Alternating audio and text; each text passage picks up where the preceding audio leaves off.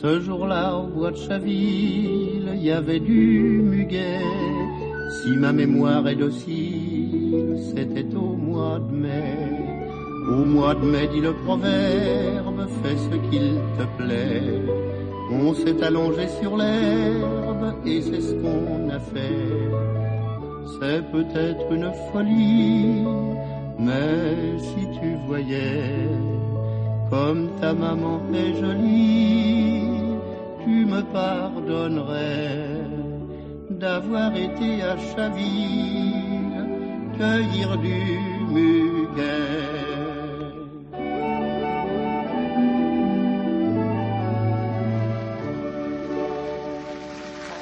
Quel guimbarde alors. À notre époque, à la veille de l'an 2000, rouler encore dans une 4 chevaux qu'à 20 ans. Oh. Bien heureux de rouler en 4 chevaux. J'ai eu assez de mal à la payer.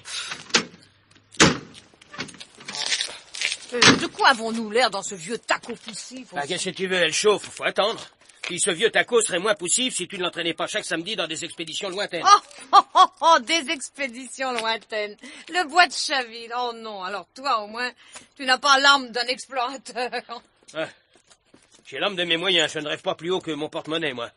Puis cette idée de chercher du muguet dans les bois en plein hiver, c'est bien de toi. Du muguet, à cette saison, faut être folle, non? Non, faut être femme, tout simplement. Ouais, c'est la même chose. Non mais écoute-moi, cette nuit, j'ai eu un songe étrange. Hein? Voilà, je me promenais dans un sentier, et soudain, dans une clairière, j'ai aperçu tout un parterre de muguet. Mais du muguet comme j'en avais jamais vu. Chaque brin avait la grosseur d'une perle. Et souriait dans la caresse du soleil. Le muguet qui sourit, tu te payes ma tête. Pas du tout, dans mon rêve, il souriait. Ouais, c'est parce que t'as mangé des tripes hier soir. Oh. Oui, chaque fois que tu manges des tripes, hein, eh ben, tu fais des rêves bizarres. Moi, avec mon estomac délicat, je serais malade si je mangeais toutes les tripes que tu avales. Des tripes? Mais tu n'entends rien à la poésie. D'ailleurs, quand on s'appelle Gigot, on ne peut rien comprendre à la poésie. Oh. Dire que j'ai épousé un homme qui s'appelle Gigot. Non mais dis donc, tu le savais avant de te marier que je m'appelais Léon Gigot. C'est pas en arrivant à l'Amérique que tu l'as appris. Tu pouvais encore changer la vie. Oui, si j'avais su. Ouais, bien... et moi donc. Et moi donc. En attendant, épouse Gigot, épouse Gigot, tu restes. Puis je te prie de ne pas l'oublier. je risque pas de l'oublier, non? Si par hasard j'y parvenais, la vue de Léon Gigot se mettant au lit le soir, de Léon Gigot se brossant les dents le matin, de Léon Gigot avalant son potage, suffirait à me le rappeler. Parfaitement, j'aime la soupe. Oui. Comme tous ceux qui ont la conscience tranquille, j'aime la soupe. Tu n'as pas épousé un aventurier, tu as épousé un respectable fonctionnaire du ministère des Affaires étrangères.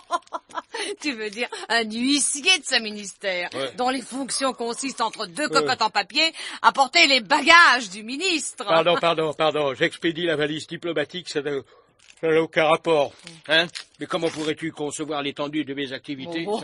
Tes activités, mon pauvre ami. Mais regarde-toi, tu dors debout. Ben, bien sûr, c'est l'heure de ma sieste. Je vais m'allonger sur la banquette arrière de la voiture. Voilà. Juste le temps de récupérer. C'est ça. Récupère pendant que je me promène. Récupère de tes fatigues de la semaine. Les cocottes en papier à la longue, ça finit par épuiser. Ouais, ma pauvre Germaine, décidément, tu comprendras jamais rien. Jamais rien aux grandeurs et aux servitudes de l'administration.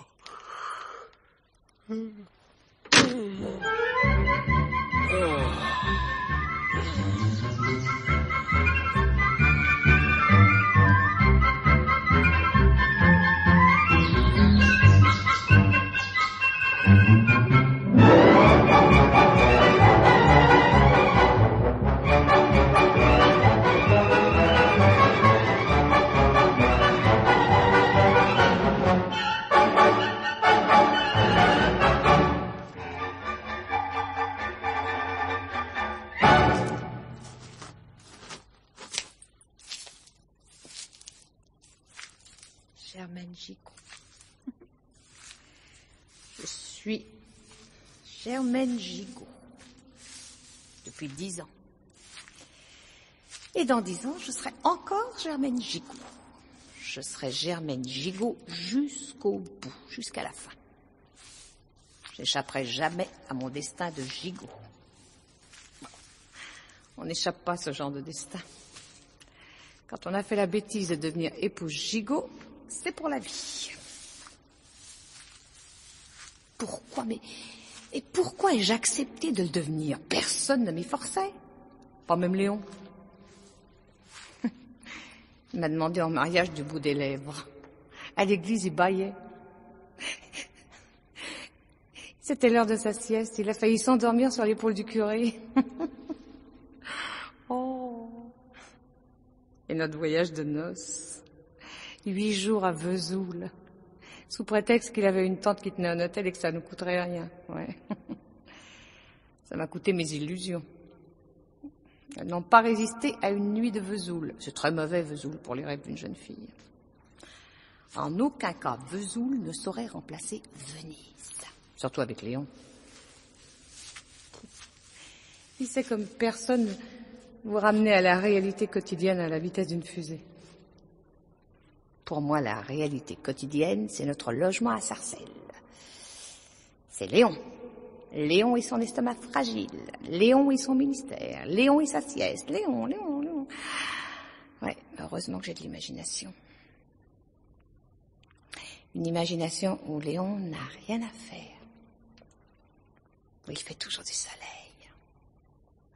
Où je suis toujours la jeune fille qui attend qu'une voix l'appelle. Germaine, c'est toi, enfin. Je t'attendais. Oh là là.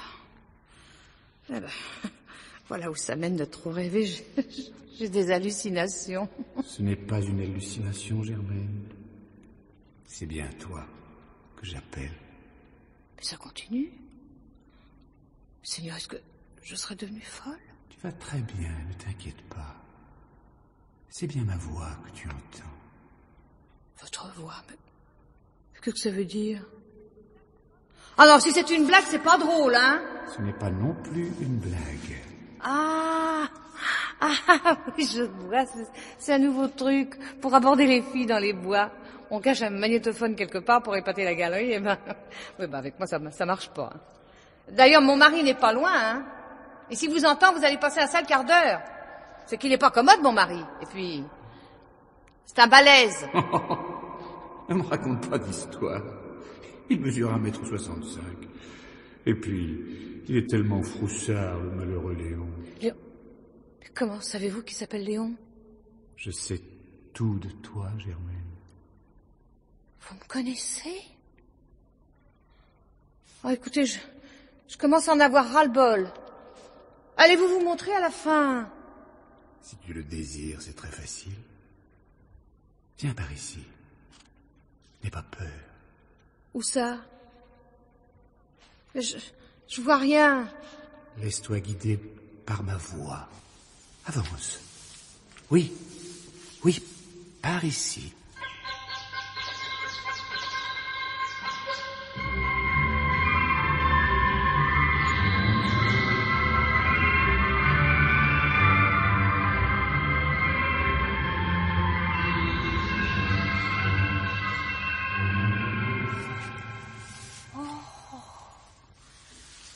Un champ de muguet. Oh, c'est pas possible. Du muguet en hiver? Et je croyais que ça n'existait que dans mes rêves. Ma petite Germaine, économise ton enthousiasme, tu n'es pas au bout de tes surprises. Oh, c'est vous. C'est vous, la voix que j'ai entendue, c'était la vôtre? En effet. Tu n'es pas trop déçu? Oh non, au contraire, vous êtes vraiment très... enfin, vous êtes plutôt sympathique, voilà. Merci. Et toi, tu es une très jolie fille. Oh, avec tes grands yeux romantiques qui semblent refléter tous les rêves du monde. Oh, comme ça fait drôle d'entendre ces mots. Il y a si longtemps qu'on me les a plus dit. D'ailleurs, on me les a jamais dit, alors. Il est vrai que le pauvre Léon n'a rien d'un troubadour. Il y a longtemps qu'il a oublié combien tu es belle. Oui, sans doute. Mais vous me tutoyez, il me semble. Oui. Depuis que nous nous sommes rencontrés. Oh, bah, vous trouvez pas que vous allez un peu vite, hein? Sous prétexte que vous êtes beau garçon, faudrait quand même pas croire que je vais vous tomber dans les bras. Ça, j'en ai pas l'intention. Enfin, du moins, pas tout de suite. Rassure-toi. Rassure-toi, mes dessins sont honnêtes. Ah bon? Ah, il faut quand même pas exagérer. Je suis une honnête femme, mais il y a des circonstances où trop de vertu, n'est-ce pas, ça finit... Non, ce n'est pas mon problème, Germaine. Je suis ici pour t'apporter 1 heure de bonheur. 1 heure? Ah bah c'est pas beaucoup. Enfin, toujours ça de prix. Seulement, je voudrais bien savoir comment vous comptez vous y prendre, puisque vous voulez pas que nous... Allons, ne sois pas trop curieuse et fais-moi confiance. Oh bah je demande pas mieux. Seulement depuis tout à l'heure, il se passe des choses plutôt surprenantes au bois de Chaville. D'abord, votre voix qui semblait venir du ciel, et puis ce chant de muguet, à cette saison. Oui, bah, je sais bien que j'en ai rêvé, mais Léon dit que c'est à cause des tripes d'hier soir. Non, ce n'est pas à cause des tripes. Cueille un brin de muguet. Ah, Allons, tu peux. Regarde les clochettes. Mais ce sont des perles. Oui, ce sont des perles. Une brochette de perles. Accroche-la à ton corsage. Une brochette de perles sur un corsage payé 33 francs 95 dans un supermarché. Oh, ça c'est du gâchis alors. Tu as raison. Nous allons arranger ça. Oh mais que se passe-t-il? Oh, mais cette robe sur moi, soudain on dirait celle de la marquise de Pompadour. Je l'ai vue sur un tableau au Louvre. Bravo Germaine, c'est exactement ça. Et vous-même? Mais qu'est-ce que vous faites habillé en marquis Louis XV? C'est pour passer inaperçu là où nous allons. Ah, parce que nous allons quelque part? Oui, eh ben, sans moi, hein. Germaine! Oh non. Germaine! Oh. Où vas-tu? Je mets les voiles. Mais pourquoi prends-tu la fuite? Tu as peur de moi? Oh, écoutez, il y a de quoi, hein. Moi, les sorciers, je m'en méfie. Je t'assure qu'il n'y a aucune sorcellerie dans tout ça. C'est ça. Un homme et une femme habillés en Louis XV dans un champ de muguet en plein hiver, vous trouvez ça normal, vous? Pas tout à fait. Mais je te l'ai déjà dit, ne sois pas trop curieuse. Oh! J'ai trouvé! Vous êtes un extraterrestre! Hein? Vous débarquez d'un ovni. Oh, mon Dieu! Oh, quelle aventure! Non, je ne suis pas un extraterrestre. D'ailleurs, je ne suis pas un terrestre du tout. Tout ce que je peux te révéler, Germaine, c'est que 10 ans d'ennui valent bien 1 heure de plaisir et d'évasion. Ah bah ça, c'est bien mon avis. C'est aussi ce qu'on a pensé. Et on a décidé de t'accorder cette heure de plaisir et d'évasion. C'est aussi simple que ça. Oh, pas tellement. Et vous dites, on a pensé, on a décidé. Mais qui est on? Disons que toutes les décisions ont été prises en haut lieu. Oui, en très haut lieu. Je ne peux pas t'en dire plus. Bon, bah après tout, ça me suffit. Puisque vous avez l'intention de me distraire, je suis prête à vous suivre. Même dans une autre galaxie. Rassure-toi, nous ne quitterons pas la nôtre. Pas même la Terre. On peut donc encore s'évader à notre époque? À notre époque, peut-être pas. Mais on n'est pas obligé d'y rester.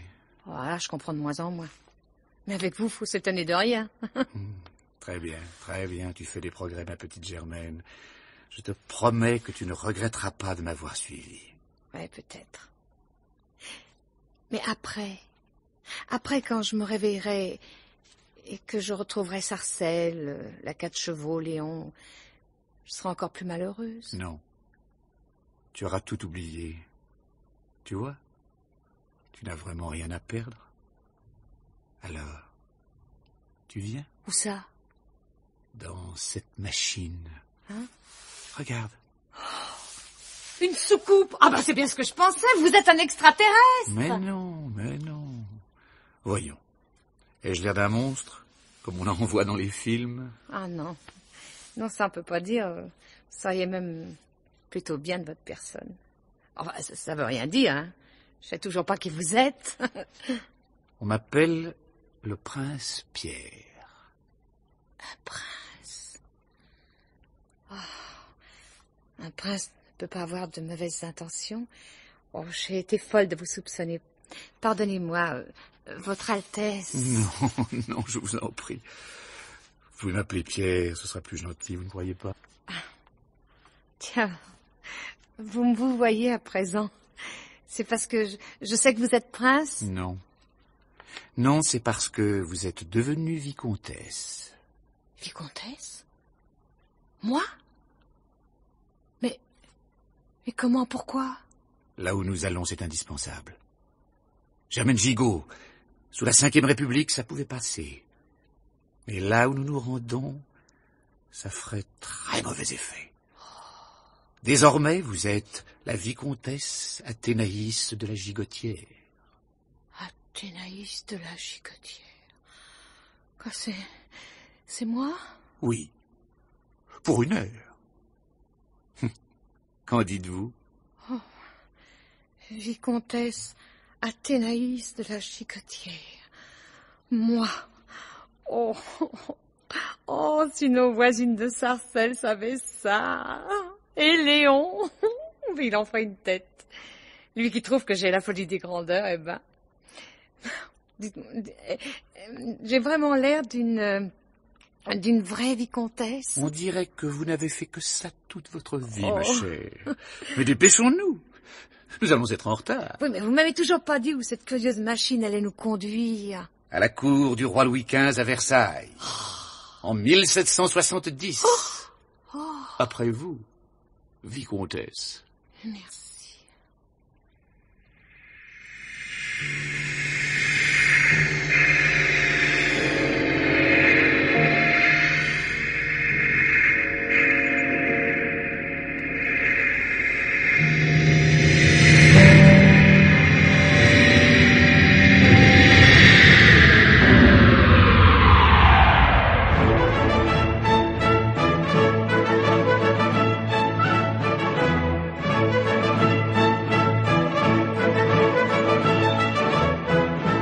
Mon cher prince, je vous félicite d'avoir conduit jusqu'à nous la vicomtesse de la Gigotière.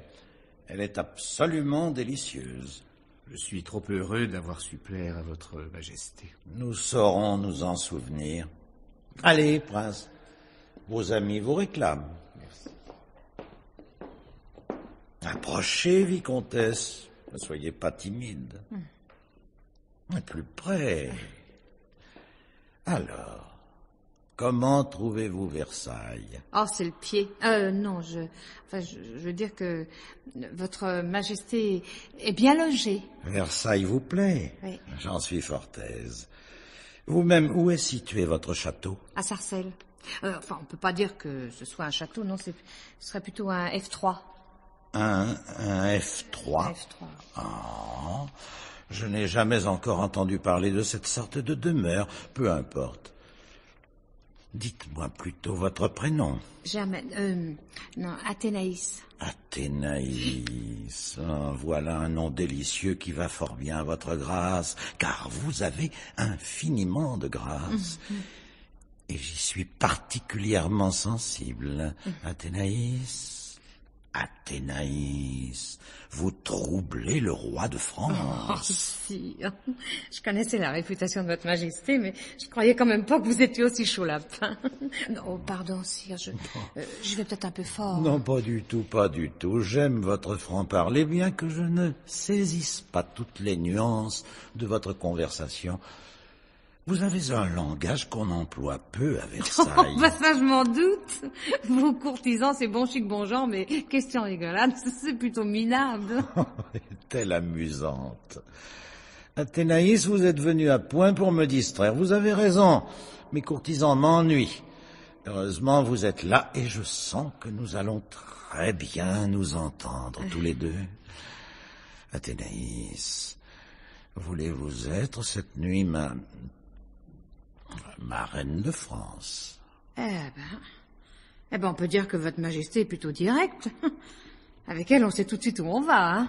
Ah, que voulez-vous, Athénaïs, je me fais vieux. Je suis bien obligé de cueillir le plaisir au vol. Je ne sais pas combien d'années il me reste encore à vivre. Ah bah si, avec ça, je peux vous renseigner. Alors voyons, nous sommes en En 1770, eh ben, votre majesté a encore 4 bonnes années devant elle. Avec quelle assurance elle a dit ça? Seriez-vous sorcière, mamie? Bon, non, j'ai tout simplement regardé dans le dictionnaire. Pas plus malin que ça, hein. Ah, décidément, vous ne ressemblez à aucune des femmes que j'ai connues. Athénaïs, s'il est vrai qu'il ne me reste que 4 ans à vivre, nous n'avons pas un instant à perdre. Venez, Athénaïs. Oh, doucement aussi, il n'y a pas le feu. Si, justement, vous avez allumé dans mon cœur un feu dont il vous faut sur le champ apaiser les ardeurs. Qui parle de feu? Oh. Le château brûlerait-il? Ou bien est-ce votre majesté qui subit un de ces petits incendies intimes dont elle est parfois l'objet? Comtesse, ce n'est donc point l'heure de votre promenade? J'y étais, sire, lorsque j'ai appris que vous faisiez les honneurs de Versailles à une visiteuse. J'ai cru de mon devoir de venir la saluer. Voilà un souci qui vous fait honneur. Il est vrai que la vicomtesse Athénaïs de la Gigotière nous fait le plaisir de sa visite. Madame. Je suis la comtesse du Barry. Oh, c'est vous? La fameuse comtesse du Barry? Je vois que vous me connaissez. Oh, ben une réussite comme la vôtre, ça passe pas inaperçu. Ah ben vous pouvez dire que vous avez la bonne place. Et j'entends y demeurer. Ne vous montez donc pas trop la tête, même si vous obtenez un certain succès de curiosité. Ouais, eh ben conseil pour conseil, profitez bien de ce qui vous arrive, parce que ça durera pas, hein. Ma pauvre petite, vous espérez peut-être prendre ma place? Vous perdez la tête. Bon, c'est vous qui la perdrez un jour, ma bonne dame. Qu'osez-vous insinuer, petite insolente? Qu'avec les sans-culottes, vous passerez un sale quart d'heure, lorsque viendra l'heure de la Révolution. La Révolution? Ouais. C'est trop drôle. Vous imaginez, sire, le peuple de France se révoltant. Non seulement vous êtes une intrigante, mais encore vous prétendez connaître l'avenir. Il est vraiment dommage qu'on ne brûle plus les sorcières. Oh, eh ben vos sorcelleries, à vous, on les connaît. Tôt au lit que vous les pratiquez. Oh, comment osez-vous? Sire, il faut punir cette misérable. Mesdames, puisqu'à présent vous voilà bonnes amies, je peux vous abandonner. C'est l'heure de ma sieste. Jusqu'au revoir. Eh ben alors les rois aussi font la sieste, comme Léon? Toujours le même. Dès qu'il s'agit de prendre une responsabilité, là, il s'en lave les mains. Ouf, les hommes, vous savez, qu'ils soient rois ou fonctionnaires, c'est du pareil au même. Tous des égoïstes. Ça, c'est bien vrai. Mais le plus égoïste de tous, c'est Louis. Bah, forcément, il est trop gâté. Dans sa position, il a toutes les femmes qu'il veut. Un clin d'œil et elles tombent comme des mouches. Oh, oh. Ah là, ma pauvre. Vous devez pas rigoler tous les jours avec un oiseau pareil, hein. Madame, je vous en prie. Vous parlez du roi de France. Bouf. Roi de France ou pas, c'est un homme comme un autre. Et puis, je sais tout ce qu'il vous faut faire pour le garder. Vraiment? Oh, vous êtes au courant? De tout. Il faut vous dire qu'à l'école, j'étais toujours première en histoire de France. Alors, pour ça qu'il est inutile de faire des manières entre nous, hein, puisque je sais tout. Vous savez que je n'ai pas toujours été comtesse? Oh ben je sais. Vous vous appelez Jeanne Bécu. Ben, si vous croyez que moi j'ai toujours été vicomtesse. En tout cas, pour ce qui est de votre petite amie, ben, soyez tranquille, je suis pas candidate. Non, je fais que passer. Ce soir, j'aurais quitté Versailles. Oh, moi qui vous prenais pour une intrigante, appelez-moi Jeanne, voulez-vous? D'accord. Oui, mais alors, appelez-moi Germaine. Hein? Chère petite Germaine. On s'embrasse en signe de paix? Oh, avec plaisir. Ah. Et maintenant, je me sauve. Louis, le roi, souhaite que je lui tienne compagnie durant sa sieste. L'étiquette. Eh ben, vous avez de la veine. Léon, lui, quand il dort, si on le réveille, même Raquel Wesh, il l'enverrait promener.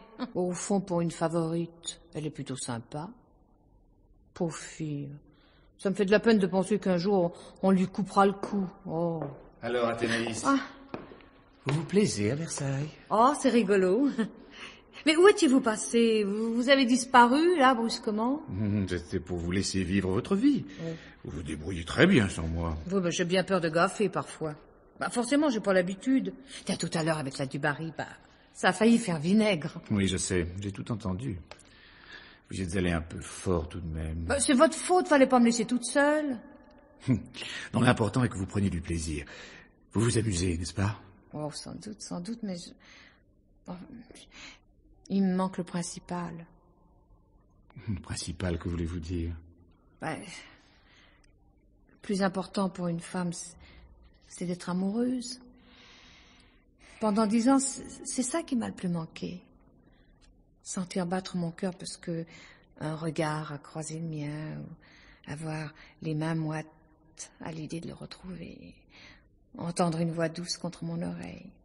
Voilà tout ce que j'attendais et que j'ai pas eu. Vous comprenez? Je comprends. Mais je vous avoue que ce problème dépasse mes compétences. Vous croyez? Il me semble pourtant que vous avez tout ce qu'il faut pour le résoudre. Vous croyez ça, mais ce n'est qu'une apparence. Oh, faites pas l'enfant, allez. Bon, il faut vous mettre les points sur les i. Eh ben, vous me plaisez. Là, vous êtes content? Pas tellement, en vérité. Ah ben, bravo. C'est pas la galanterie qui vous étouffe. Non, vous ne me comprenez pas. Je vous trouve charmante, séduisante. Si j'étais un homme comme un autre, il est probable que je succomberais avec allégresse. Mais dans ma position, c'est impossible.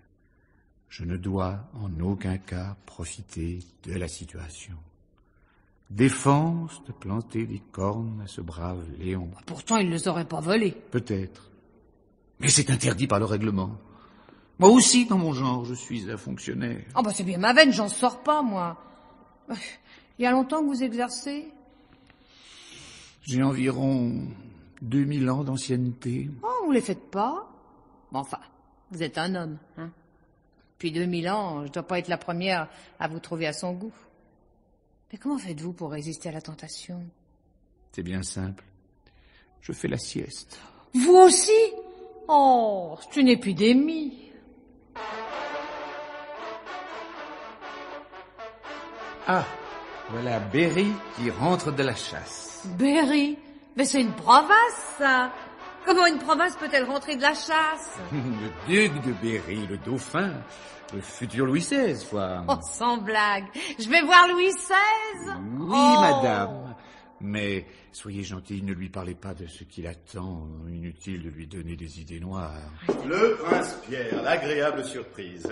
Il y a bien longtemps que nous vous avions vu à Versailles. J'ai beaucoup voyagé ces derniers temps, monseigneur. Mais puis-je présenter à votre Altesse royale la vicomtesse Athénaïs de la Gigotière, qui nous fait la grâce de sa visite à Versailles. Je laisse votre Altesse lui en faire les honneurs. Non, ne partez pas. Vous savez que je ne suis guère bavard, surtout avec les femmes. Oh, il est parti. C'est vrai que votre Altesse est pas bavarde. Je lui fais peur? Pardonnez-moi, madame, mais je n'ai guère l'habitude de m'entretenir avec une dame en tête-à-tête. Alors, on peut pas dire que vous tenez de votre grand-père sur ce chapitre, hein? Vous connaissez Sa Majesté? Bon, nous sommes rencontrés qu'une fois, mais ça suffit pour que je m'aperçoive que il n'avait pas les yeux dans la poche. Qu'est-ce qui fait rigoler votre Altesse royale? La du Barry. Elle a dû en crever de jalousie. Ah, vous la portez pas dans votre cœur, hein? Ah, ce qu'on dit, c'est surtout votre femme qui a une dent contre elle. Il est vrai que la dauphine n'apprécie guère les manières de cette personne. Oh, dites à propos de la dauphine. Rien de nouveau entre vous deux? Que voulez-vous dire? Non, écoutez, vous êtes encore un tout jeune homme et moi j'ai 32 ans. Bon, je peux vous parler à corps ouvert. Je ne vois pas, madame, où vous voulez en venir. Je voudrais votre bonheur, c'est tout. C'est bien aimable à vous, mais nous nous connaissons à peine. Oh, je connais votre Altesse royale beaucoup mieux qu'elle ne le croit. Votre Altesse royale est un brave type. Madame, vous parlez à un fils de France. Bon, pardonnez-moi, j'ai pas le temps de faire des manières. Alors, c'est pourquoi je vous dis, allez un peu moins à la chasse et occupez-vous un peu plus de la dauphine. M'occuper de la dauphine? Mais je m'en occupe. Nous soupons ensemble chaque soir. Nous allons ensemble à la comédie. Il n'y a qu'au bal où je ne l'accompagne point. J'ai horreur de la danse. Mais il ne s'agit pas de la danse. Il s'agit d'autre chose, de plus personnel, hein? Depuis que vous êtes mariés, Marie-Antoinette et vous, on peut pas dire que votre Altesse royale se soit beaucoup fatiguée, hein? Comment ça se sait? Moi, je le sais. Rassurez-vous, je dirai rien. Les papotages, c'est pas mon genre. Me faites un petit effort, que diable. Elle est jolie, la Dauphine. Vous me gênez horriblement. Vous, une inconnue, comment pouvez-vous deviner ces choses? La Dauphine se serait-elle laissée aller à quelques confidences? Non, mais j'ai mes renseignements. Et puis je suis femme.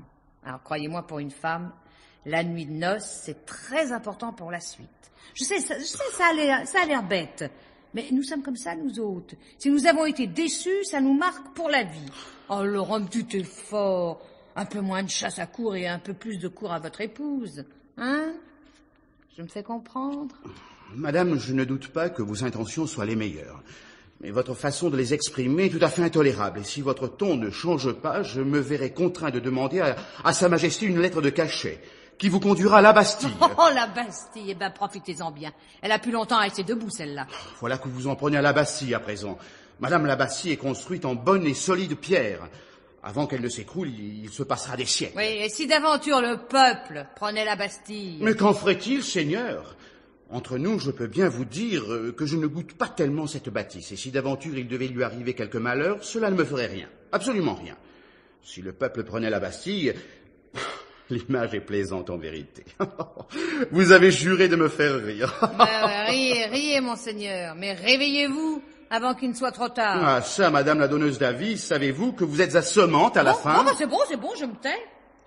Mais je voudrais quand même vous donner encore un petit conseil. C'est le dernier. Monseigneur, n'allez jamais à Varennes. Varennes? Je n'ai jamais entendu parler de ce pays. Je ne sais même pas où c'est. Vous le saurez bien assez tôt. Mais écoutez-moi, je vous en conjure. Si jamais on vous invite à passer par là, changez de route. En avez-vous fini, madame? Alors souffrez que je me retire. Oh, votre Altesse royale se rend chez la Dauphine? Non, c'est l'heure de ma sieste. Oui, c'est bien ce que je disais. C'est une épidémie. Athénaïs? Oui? Vous êtes incorrigible? Oh, vous allez me gronder, j'ai encore gaffé. Plutôt. Ce pauvre Louis XVI. Il a dû vous prendre pour une folle. Mais ça me fait mal au cœur de le voir marcher vers son destin, les yeux fermés.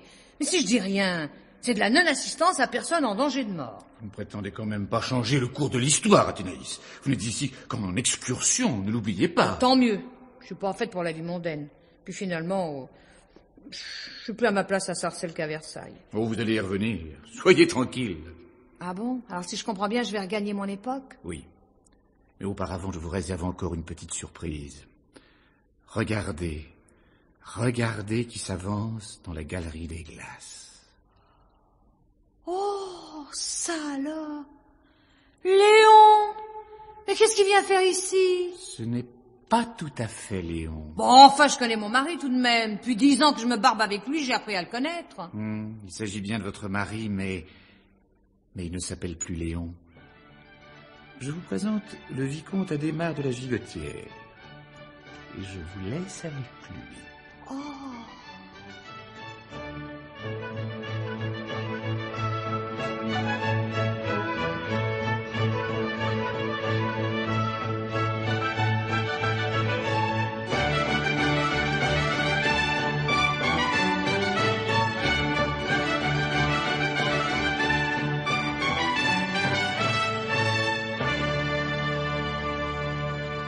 Athénaïs, grâce au ciel, vous voici.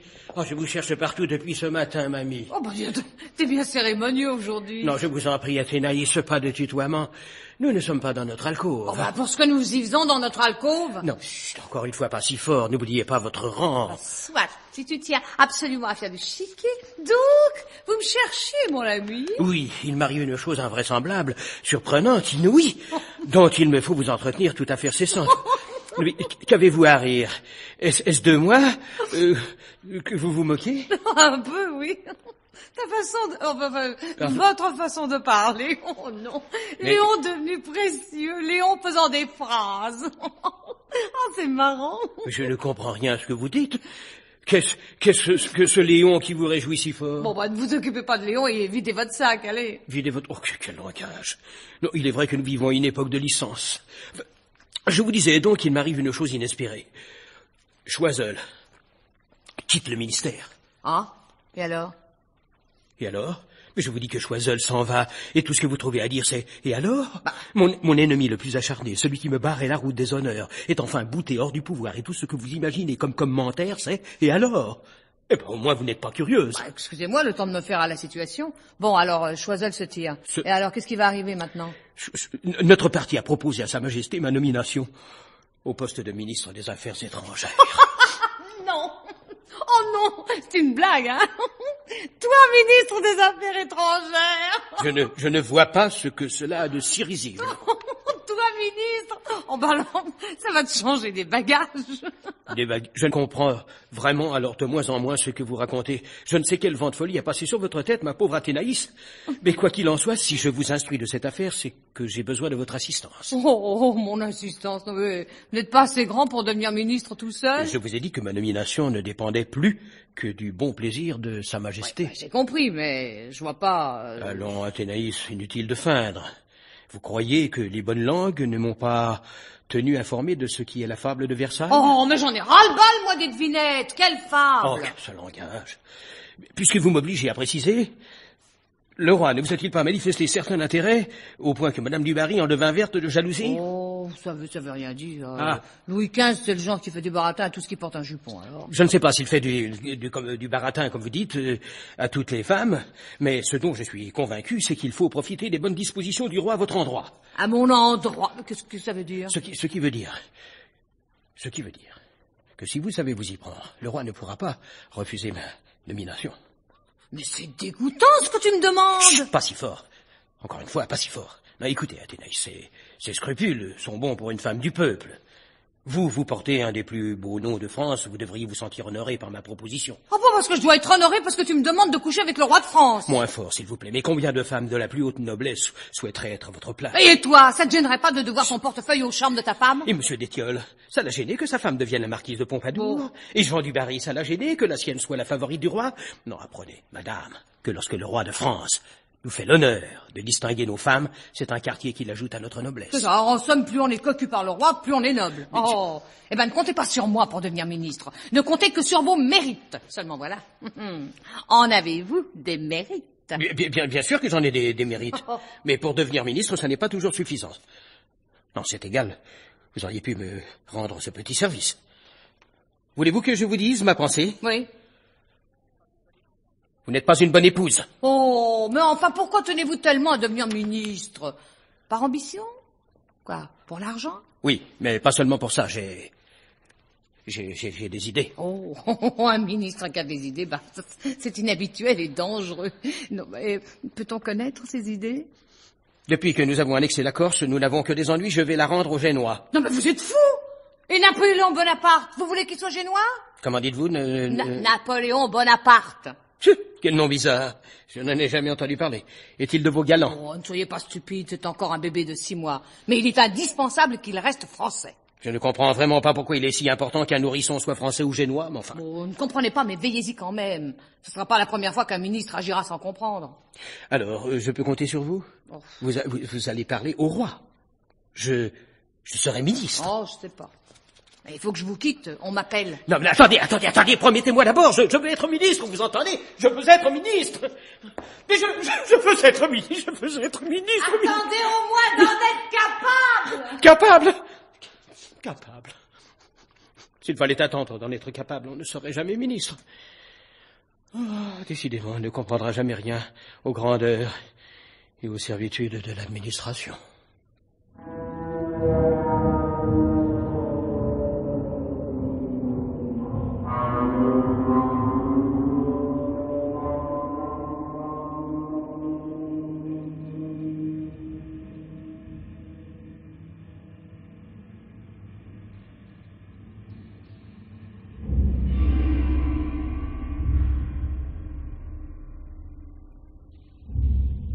Pierre,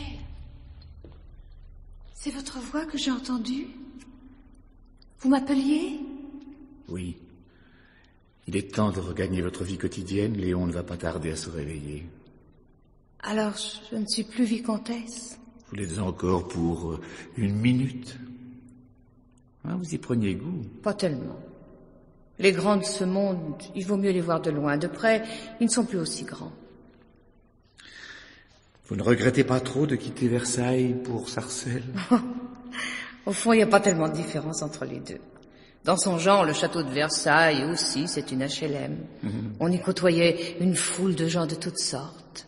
Et Léon, comment l'avez-vous trouvé en futur ministre? Semblable à lui-même. Ce qui distingue le ministre de l'huissier, c'est que l'un porte une chaîne et l'autre pas. Vous avez des idées très précises sur la politique. À présent, hâtons-nous, puisque vous ne laissez aucun regret derrière vous. J'ai pas dit ça. Que regrettez-vous? Vous. Ça me fait un peu de peine, l'idée que nous n'en verrons jamais plus. Qui sait? En haut lieu, on a parfois des idées étranges. Et puis, quand vous redeviendrez Germaine, vous aurez tout oublié. Alors adieu, vicomtesse Athénaïs. Adieu. Prince Pierre. On s'embrasse? C'est interdit par le règlement, madame. Au moins, on peut se donner la main. Avec le plus extrême plaisir. Vous avez de si jolies mains.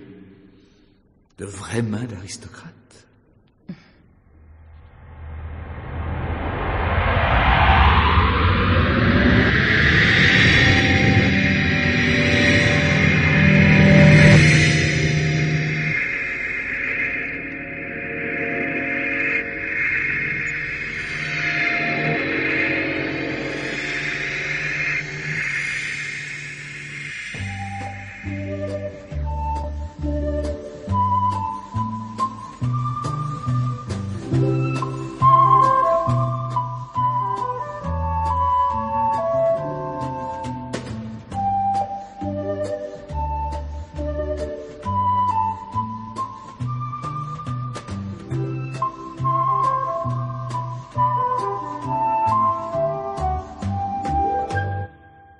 Adieu, Pierre. Adieu. Je ne vous oublierai jamais. Oh là, je m'étais endormie. Oh, ça alors, dormir dans les bois en hiver. Léon dirait encore que je suis folle. Tiens. Qu'est-ce que c'est que ça? Oh, un brin de muguet. Un brin de muguet à cette saison? Oh, c'est un miracle, un vrai miracle. Oh, Léon va en faire une tête en voyant ce muguet. Léon, regarde! Regarde, Léon, ce que j'ai trouvé! Qu'est-ce que c'est? Oh, c'est toi. Ah bah, t'es folle de crier comme ça, tu m'as réveillé. Oh, c'est très mauvais d'interrompre quelqu'un en pleine sieste. J'étais en train de faire un rêve très intéressant. Ah, tu rêves donc aussi? Mais je croyais que c'était un exercice indigne de toi. Ah, ça dépend des rêves. Dans le mien, nous étions à Versailles sous Louis XV. Le roi, reconnaissant mes mérites exceptionnels, me nommait ministre des Affaires étrangères. Oui. Toi, ministre? Oui. Oh, ça c'est marrant. Oh, pauvre Louis XV. Il était tombé sur la tête ce jour-là. Je te dispense de cette hilarité désobligeante.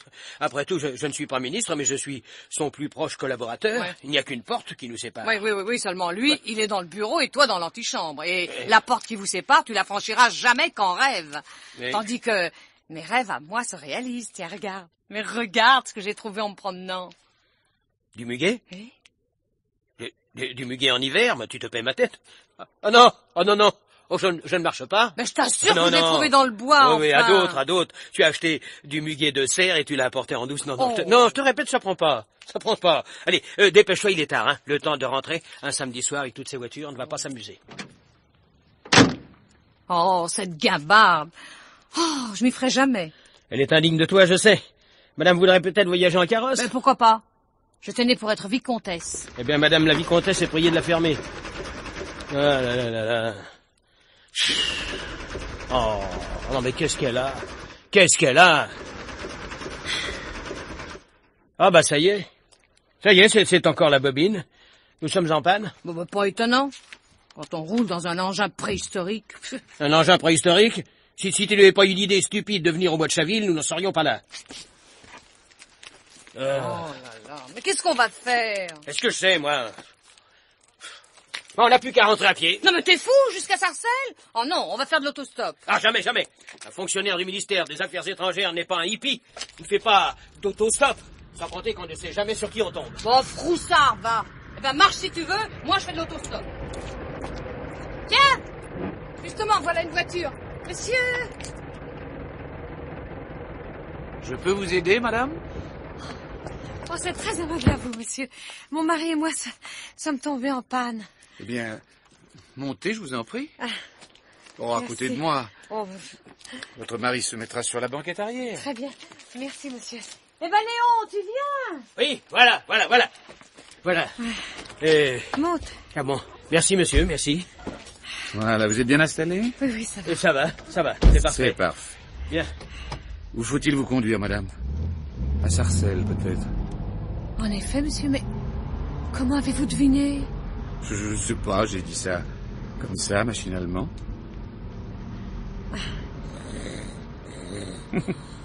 Votre mari s'est assoupi, on dirait. Oh, rien d'étonnant, il n'avait pas fini sa sieste. Vous ne faites pas la sieste? Jamais, madame. La vie est trop courte, surtout lorsqu'on est assis près d'une si jolie femme.